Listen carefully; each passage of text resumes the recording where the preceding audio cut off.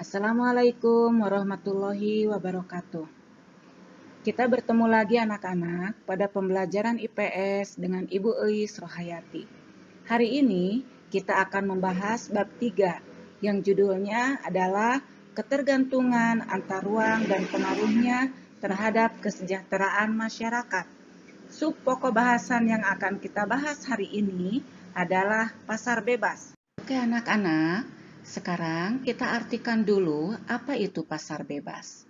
Pasar bebas atau dikenal juga dengan perdagangan bebas adalah kebijakan di mana pemerintah tidak melakukan diskriminasi terhadap impor atau ekspor.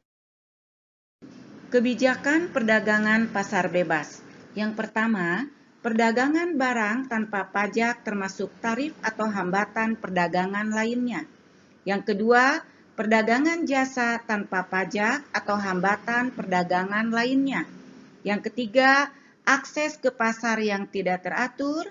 Yang keempat, akses informasi pasar yang tidak teratur. Selanjutnya, kita akan bahas mengenai organisasi-organisasi pasar bebas. Yang pertama adalah MEA. MEA atau singkatan dari Masyarakat Ekonomi ASEAN adalah masyarakat ekonomi di kawasan ASEAN yang menerapkan sistem perdagangan bebas. Tujuan utama MEA adalah 1. MEA akan dijadikan sebagai kawasan yang memiliki perkembangan ekonomi yang merata. Yang kedua, MEA akan dibentuk sebagai kawasan ekonomi dengan tingkat kompetensi yang tinggi. Organisasi perdagangan bebas yang kedua adalah AFTA, ASEAN Free Trade Area, yaitu merupakan wujud dari kesepakatan negara-negara ASEAN untuk membentuk kawasan perdagangan dalam rangka meningkatkan daya saing ekonomi kawasan ASEAN sebagai basis produksi dunia. Salah satu tujuan dari AFTA adalah menjadikan kawasan ASEAN sebagai tempat produksi yang kompetitif sehingga produk ASEAN memiliki daya saing kuat di pasar global. Organisasi yang ketiga adalah APEC, Asia Pacific Economic Corporation.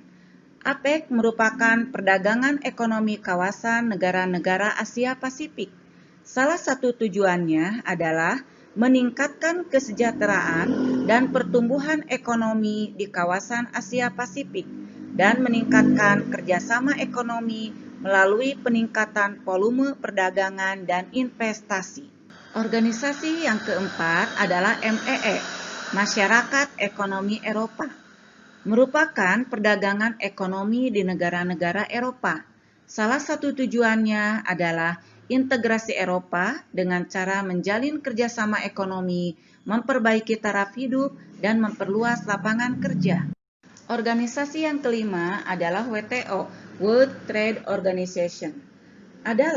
WTO sebagai organisasi perdagangan dunia yang merupakan satu-satunya badan internasional yang mengatur masalah perdagangan antar negara.